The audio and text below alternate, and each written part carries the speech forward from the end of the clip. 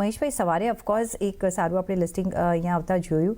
અત્યારના પણ જો તમે નજર કરશો તો નિયરલી 30%ની અપમૂવ દેખાડી રહ્યું છે આ કાઉન્ટર.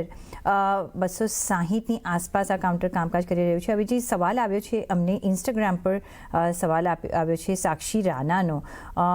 એમને લાગ્યા હશે એવું હું માનીને ચાલી રહ્યું છું. શું કરવાનું અહીંયા, સેલ કરવાનું કે હોલ્ડ કરવાની તમે સલાહ આપી રહ્યા છો?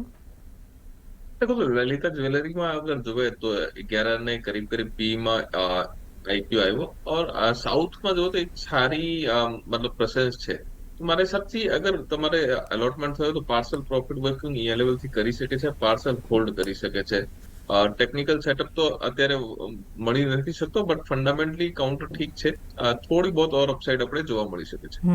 તો બેસ્ટ વુડ બી કે તમે પાર્ટ પ્રોફિટ અત્યારના બુક કરી લો, કારણ કે તમને જે કાઉન્ટર લાગ્યા છે તો એક પ્રોફિટ તમે થોડો ઘર ભેગો કરી લો. પાર્ટ કાઉન્ટર્સ તમે અહીંયા હોલ્ડ કરી શકો છો. આ પ્યોરલી બિકોઝ અત્યારના કોઈ બી ચાર્ટ્સ અવેલેબલ નથી, તો આ પ્યોર આ બેઝ પર તમને કહેવામાં આવી રહ્યું છે કે અત્યારના પાર્ટલી બુક કરો અને પાર્ટ તમે અહીંયા ઊભા રહી શકો છો.